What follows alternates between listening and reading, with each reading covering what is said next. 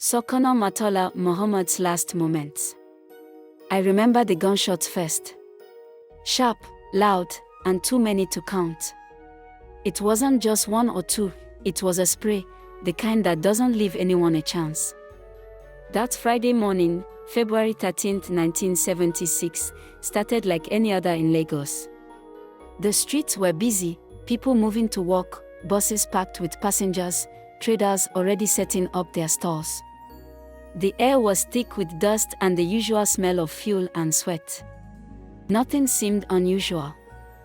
I was driving my bus to work, like I did every morning. We were at the traffic light near the Federal Secretariat when I saw it. A black Mercedes-Benz, just a few cars ahead of us. Even from where I sat, I recognized it instantly, Colonel Murtala Mohammed's car. Everyone knew that car. Unlike other heads of state before him, he didn't believe in convoys or heavy security. No sirens, no soldiers surrounding him. Just him, his driver, and his aide-de-camp. Then, out of nowhere, another car pulled up beside them. A small, light-colored Peugeot. It moved too smoothly, too deliberately. Something about it didn't sit right with me. Before I could think too much about it, the doors burst open. Men in military uniforms jumped out. At first, I thought they were his security, maybe an escort I hadn't noticed. But they weren't. They moved with a different kind of energy. Focused. Cold. Then, the shots came. Rapid gunfire tore through the quiet morning. People screamed, some ran, some just froze. The gunman didn't shout orders, didn't ask questions. They just fired. Bullets shattered the windshield, ripped through the car. I saw the glass explode, the driver slump forward. Murtala Mohammed barely had time to react. He was hit. I knew it the moment I saw his body jerk from the impact.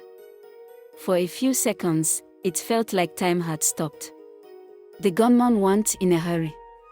One of them, a man with a rifle, stepped closer and fired again, making sure the job was finished. Then, as casually as they arrived, they got back into their car and sped off. It took a moment for reality to sink in. The traffic light was still red.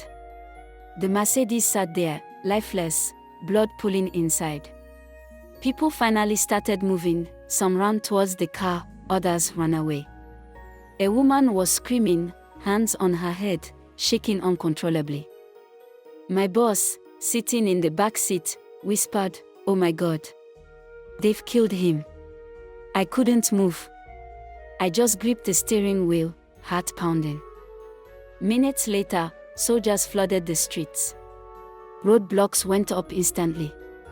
The city shifted from normal to chaos in seconds. Radio stations stopped playing music. News spread like wildfire, Murtala Mohammed was dead.